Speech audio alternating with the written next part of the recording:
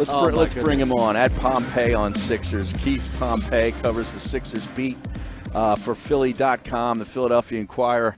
First time you and I have talked to him collectively. On this show. On this yes. show, that's right. Yeah. You and I have both had the pleasure of speaking with Keith multiple times on multiple outlets.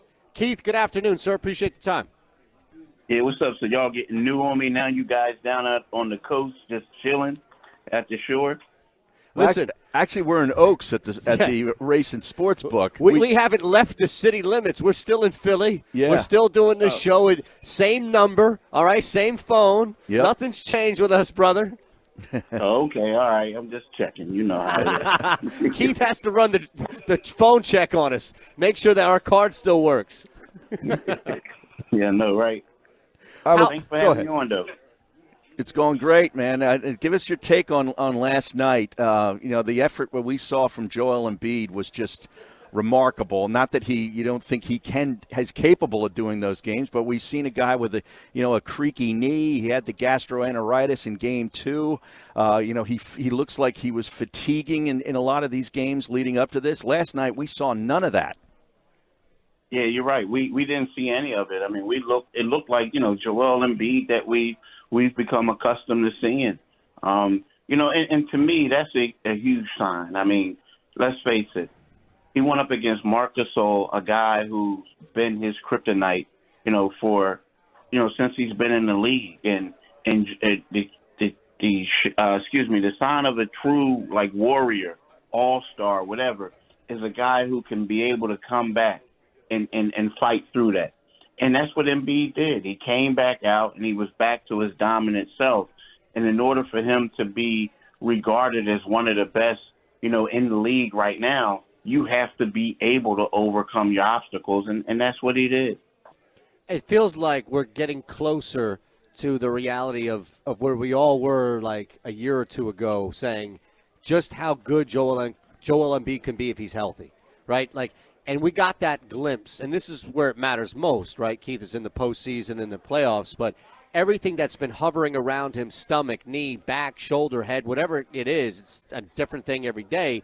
That glimpse last night is like that raw, pure talent that we got when he's healthy, and it's scary, man. Yeah, exactly. It is scary. And the thing is, it's just, if he could stay healthy, and, work on his diet and stuff like that, and stay committed, this guy is going to be one of the all-time greats. I mean, for him, fortunately and unfortunately for him, things just come easy. Here's a guy, people may talk about him, but think about it. From day one, his first game actually playing, he's been dominant. So, sometimes when things are that way, you don't get to appreciate it as much as others. Talking about in the NBA. So right about now, you look at it, he's putting in work, he's doing what he can do. And when he's on top of his game and, Jimmy Butler is contributing and other guys are contributing, the Sixers are just hard to beat. Keith, real quick, Landry Shamit's comments aside and the jokes that we all had about it, you mentioned the diet. How serious is this of a concern, what he's eating? And I know he's a big guy and metabolism, this and that, but how big of a concern is the diet? I guess it has to be a concern. But again, that's one of those things where, when you look at it, how should I say, I was talking to somebody earlier today, and, you hear people say, you have to do this, you have to do that. But you're looking at it and you're saying, come on, man, I'm killing people without it. You know what I mean? I can do what I want. I can eat a cheeseburger 30 minutes before the game or an hour before the game, and I could go out there and score 40. I miss those days, man.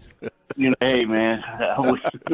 Dropping 40 on an intramural league after eating a cheeseburger. I miss those days, man.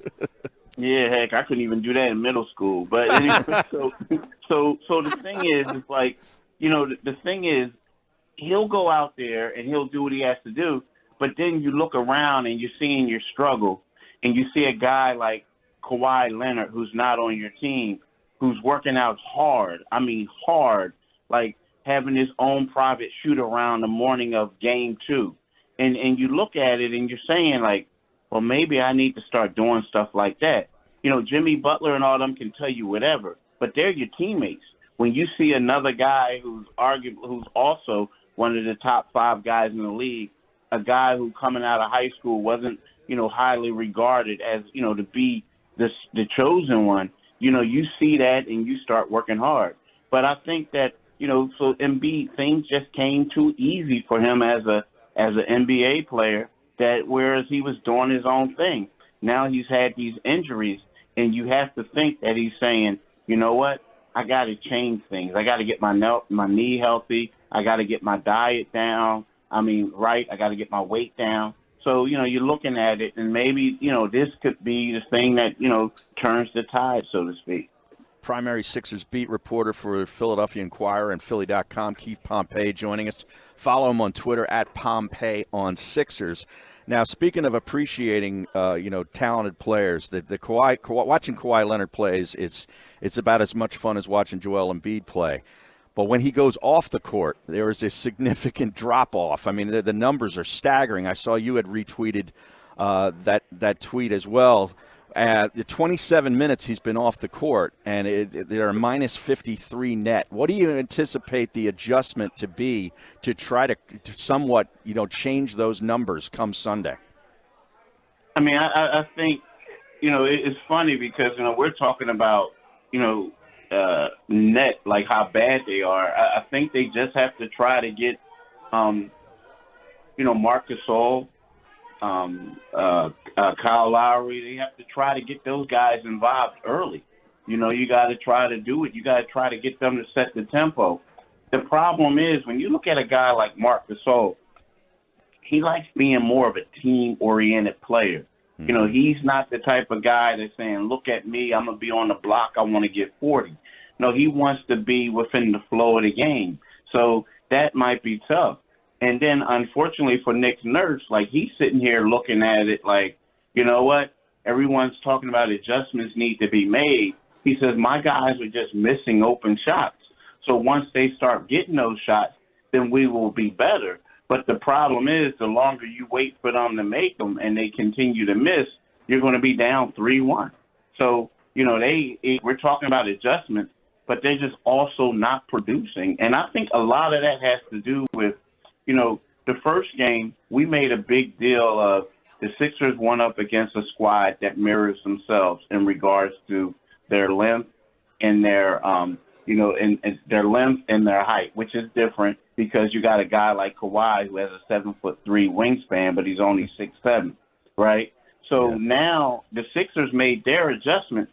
So Nick Nurse is now like, wow, the Sixers' length and their height is killing us. So he has to try to, alleviate that, get guys in great situations. But right now, a guy like Kyle Lowry, Fred VanVleet, they're just too small to deal with the Sixers guards, and that's preventing them from getting great shots. Keith, what do you think has a better chance of turning around with Kawhi Leonard off the floor? Is it the Raptors' inability to score or the Raptors' inability to defend? Because neither one's working when he's off the floor. And I know it's only 27, 28 minutes total, but it seems like that's devastating in its own right. I think the easiest thing would probably be scoring because, they're just missing shots. It's not like, what the Sixers are doing right now is they're saying, okay, we're going to, Kawhi is going to do what he's going to do, but we're going to force everyone else to beat us, And right now, Siakam was a beast. He's a beast getting to the rim, but he just can't contend with Embiid's length and height. So they're leaving him open. He's missing shots. The rest of the guys are missing shots. So after a while, you would assume that they're going to start making some of those perimeter shots. In regards to the defense, they're just having a tough time because they're just in bad matchups. Embiid is on fire now. If he can keep that up, it's just going to be hard for them to, worry about Embiid, worry about Jimmy Butler, and then you open up things for Tobias to get some points. I think they're just going to be better off, trying to improve their offense as opposed to the defense. Yeah, and it looks like Las Vegas thinks they're going to start dropping some of their shots in Game 4. The line is 1.5 in favor of Toronto. How important is this Game 4 to get for the Sixers before going back to Toronto, in your view? I think it's huge, but I can also understand that line with Vegas, just because, think about the Sixers. Whenever the Sixers are going to have to prove something here. Because whenever we used to always say, okay, the Sixers are there. They're there. Yes, they just went to Oakland and destroyed the Golden State Warriors. And then the next thing you know, they start smelling themselves and they lose to the Sacramento Kings. Mm-hmm. So, it's one of those things where, this is big for the Sixers to prove that they can, deliver the knockout punch, so to speak, against a formidable foe. But in the past, this has always been the game where they start smelling themselves. Everything is good. They read the press clippings and then they lose. So, the Sixers really need to, act like they're the team that's down, not just 2-1, that they're down 3-1, and be able to go out there and force their will, so to speak, on Toronto. Keith, last one from me, and we appreciate the time as always, man. Do you hear less talk over the last 2 games, maybe even the last series and a half, about Brett Brown's future in jeopardy in and around the building? And I don't even know how much you've been hearing about that in the first place, but I ask if you've been hearing less about that since they've been doing pretty damn well against Toronto. Yeah, but you know what? It's one of those things. It's kind of like, even with Jimmy Butler. I've been hearing less about it. But you guys all know, look, man, we're Philadelphians, South Jerseyans, wherever, we're all here we go. Here we go. Look, y'all, I grew up in Philly. I live in South Jersey now. So I got to include South Jersey. You know what I'm saying? My neighbor's going to knock on the door like, what are you talking about, Pompey? But and they can actually hear this show now on 97.3, so that's good. Exactly. So, the deal is this, man. Let's face it. Whenever Brett Brown wins games, everyone says how great he is. Yep. If they lose at the buzzer, people are going to talk about his rotations. So it's like, as much as no one's not talking about it, let them lose a couple games and then they'll say something. You know what I mean? So it just goes with the territory. He's used to it. When they do well, he's going to get the praise, and when they lose, he's going to get the blame. So, right now they won 2 games in a row, but the first game people were talking about, oh my gosh, he let the rookie coach out-coach him. So it is what it is, and it's going to always be that way. Thank you, Keith.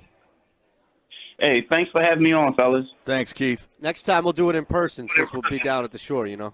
Yeah, bring me down there. I love to come down. We don't have the budget to afford you, man. You know that. Yeah, don't worry about it. I'll still. All right, bye. Thank you. Keith Pompey.